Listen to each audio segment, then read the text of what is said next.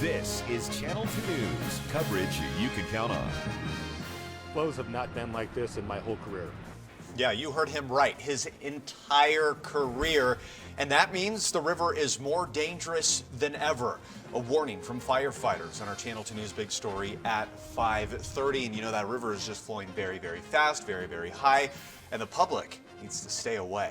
Good evening, I'm Landon Miller. And I'm Ariana Bennett in for Kristen tonight. Thank you for staying with us. Yeah, I don't think I've ever seen the river like this before. Because of the increased flows, there's actually a flood advisory posted for the Reno and Sparks area. Now, Angela Schilling was able to talk to the fire department and local hydrologist today. She's at Rock Park with more on this. So, Angela, the river is pretty impressive right about now.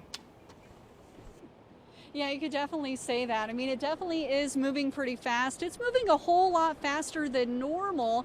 And when it's flowing at this rate, it really only takes about a foot of water for you to lose your footing.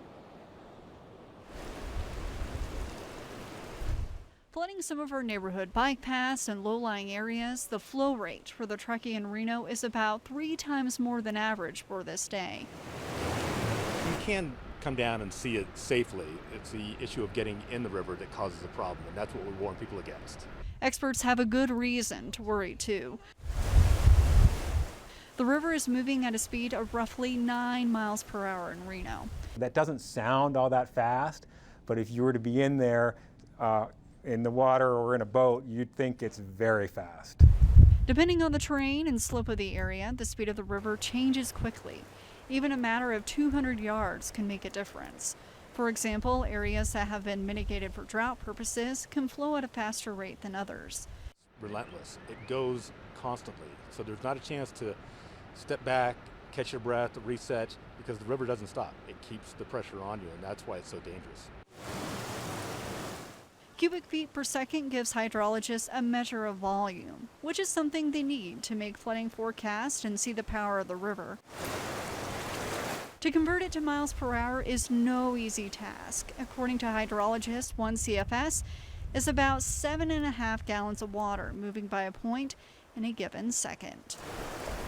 When we're talking about the Truckee River right now, it's running at about 5,500 CFS, cubic feet per second, through Reno. That's your 10,000 or so basketballs moving by in a second, if you want to look at it that way. And experts are saying that, the Truckee River will probably stay strong and high through at least June. And the threat level gets high once the sun goes down too, not only because of your lack of vision, but also just because our waterways tend to get a little bit higher during that time too. Covering the story live from Rock Park, Angela Schilling, Channel 2 News. Good advice. And yeah, it's crazy to see the water that high and that fast. Thank you again. So